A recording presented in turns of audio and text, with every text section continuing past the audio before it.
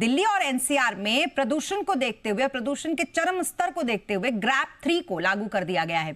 राजधानी में प्रदूषण ने सभी रिकॉर्ड तोड़ दिए हैं और दिल्ली सरकार ने ग्रैप 3 को यहां पर अब लागू भी कर दिया है। मौजूदा वक्त में एयर क्वालिटी की अगर बात करें तो यह स्तर यानी कि एयर क्वालिटी इंडेक्स अब 400 को पार कर चुका है, जिसे बेहद गंभीर श्रेणी माना जाता है। ऐसे में यह प्रदूषण आपको बहुत ज्यादा बीमार कर सकता है और यही वजह है कि लोगों को यह सलाह दी जा रही है कि आप बेवजह घर से बाहर मत निकलिए और बहुत जरूरी ना हो तो बाहर की कोई गतिविधि मत कीजिए। आज से ग्रैप 3 के तहत नए दिशा निर्देश जारी किए गए हैं, जिसमें पुरानी डीजल की गाड़ियां जो है वो आज से दिल्ली में नहीं चल सकेंगी। इस खबर पर ज्यादा जानकारी के लिए हमारे साथ अमरीश जुड़ चुके हैं। अमरीश, बताएं जरा, ग्रैप 3 के बाद दिल्ली में आज क्या क्या बदल गया है? देखिए, दिल्ली में लगातार प्रदूषण बढ़ रहा है और दिल्ली सरकार और सीएक्यू ने मिलकर ग्रैप 3 को आज से सुबह 8 बजे से लागू कर दिया। ग्रैप 3 का मतलब ये होगा कि दिल्ली में किसी भी तरह की कंस्ट्रक्शन जो एक्टिविटीज़ होंगी या फिर डेमोलेशन की जो एक्टिविटीज़ हैं वो पूरी तरीके से प्रतिबंधित होंगी। सड़क निर्माण भी पूरी तरीके से बंद होगा। हालांकि सरकारी निर्माण पर शर्तों के साथ लागू किया गया, यानी कि वहाँ पे पर्यावरण या फिर धूल नहीं उड़ने की शर्तों को ध्यान में रखते हुए वो कंस्ट्रक्शन जारी रखा जा सकता है। इसके अलावा पड़ोसी राज्यों से दिल्ली में आने वाली तमाम गाड़ियाँ जो कि BS4 स्तर तक की हैं, चाहे वो डीजल से चल रही हो या फिर पेट्रोल से चल रही हो, उन पर पूरी तरीके से प्रतिबंध रहेगा। जरूरी सामान लाने वाली गाड़ियां या फिर एम्बुलेंस हैं उनको ही दिल्ली में आने की इजाजत होगी। इसके साथ ही डीजल के जेनसेट हैं उन पर भी प्रतिबंध लगाया गया है। जो पुराने ऐसे जेनसेट होंगे जो कि BS3 या उससे कम लेवल के, उन पर भी पूरी तरीके से प्रतिबंध लगाया गया है।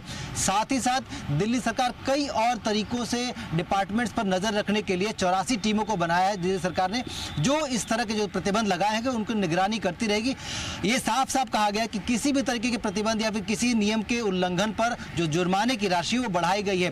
प्रति उल्लंघन 20,000 रुपए देना होगा अगर कोई भी इस नियम को मानता नहीं है तो। साथ ही साथ अगर स्कूलों की बात करें तो जितने भी प्राइमरी स्कूल्स हैं यानी कि 5वीं तक के जो स्कूल्स हैं उनको अनिवार्य तौर पर ऑनलाइन चलाने की बात कही गई है। अगर प्रदूषण और बढ़ता है तो ये जो बाध्यता है वो 8वीं तक के स्कूलों को भी बढ़ाई जा सकती है। अगर नौबत आती है कि ग्रैप 4 सिस्टम लागू किया जाए या फिर वो नियम लागू करते हैं तो ऐसे प्रतिबंधों के बाद सरकार दफ्तरों के टाइमिंग को चेंज करने, पब्लिक ट्रांसपोर्ट के अनिवार्य इस्तेमाल, किसी भी तरीके की जो गाड़ियां उसमें ऑड और इवन के फॉर्मूले का इस्तेमाल, साथ ही साथ गैर जरूरी जो ट्रैवल है उसको प्रतिबंधित कर सकती है। दफ्तरों से कहा जा सकता है कि वो जरूरी जो वर्क फोर्स है उनको ही बुलाएं।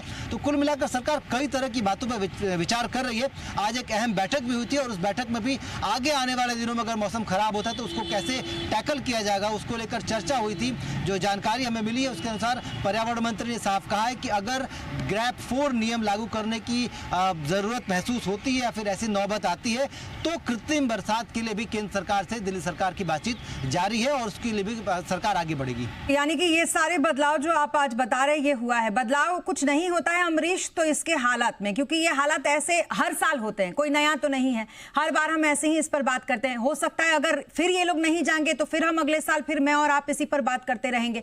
और सबसे बड़ी बात तो यह है कि अंतर्राष्ट्रीय पटल पर देश की राजधानी का AQI 400 जाता है, पंजाब और हरियाणा का नहीं। वहां पर किसी दूसरे स्टेट का नाम नहीं लिया जाता। भारत की राजधानी में प्रदूषण का स्तर गंभीर श्रेणी में पहुंच चुका है, ऐसा लोग कहते हैं और इस तरीके से हमारी तरफ देखते हैं।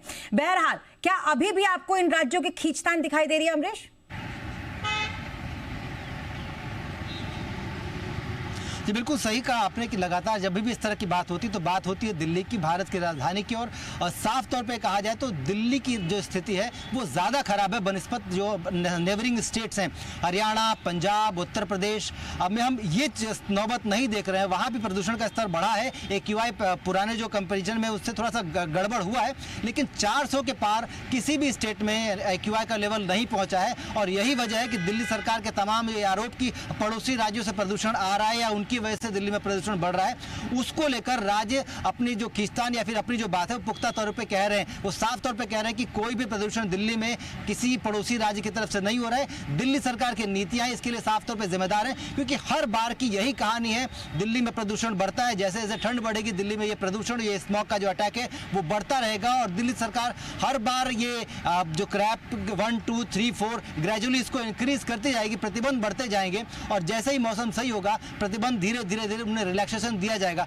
यानी कि एक रिचुअल हो चुका है कि मौसम में ठंड बढ़ेगी तो प्रदूषण बढ़ेगा, प्रदूषण बढ़ेगा तो प्रतिबंध बढ़ेंगे, और जैसे ही मौसम नॉर्मल होगा ये प्रतिबंध अपने आप हटाएंगे। लेकिन इसको पूरी तरीके से कैसे टैकल किया जाए, कैसे इसका इलाज किया जाए, पुख्ता इलाज जो कि परमानेंट तरीके से हो, इस तरह का कोई गतिविधि सरकार की तरफ से होती नहीं दिख रही है। ये सिर्फ एक इमरजेंसी स्टेप है जो कि ऐसा होगा तो ऐसा कर देंगे, ये किया जा रहा है। जरूरत इस बात की है कि आगे इस तरह की स्थितियां न बने, प्रदूषण का जो ये स्तर है वो इस 400 के QI के लेवल की तरफ न पहुंचे। क्या हम साल भर तक ऐसी कोई गतिविधि कर सकते हैं जिससे कि प्रदूषण के स्तर को नियंत्रित किया जा सके, बाजारों पर, गाड़ियों पर, या फिर जो साल भर तो छोड़िए, जहां दिवाली में हालात को सुधारे नहीं जाते वहां साल भर की बात क्या ही करें। अमरीश, बहरहाल आप अपना जरूर ध्यान रखिए और इस लाइव के बाद मास्क जरूर पहन लीजिएगा जिस तरीके का प्रदूषण का स्तर वहां पर है। बहुत शुक्रिया तमाम डिटेल्स के लिए आपका अमरीश।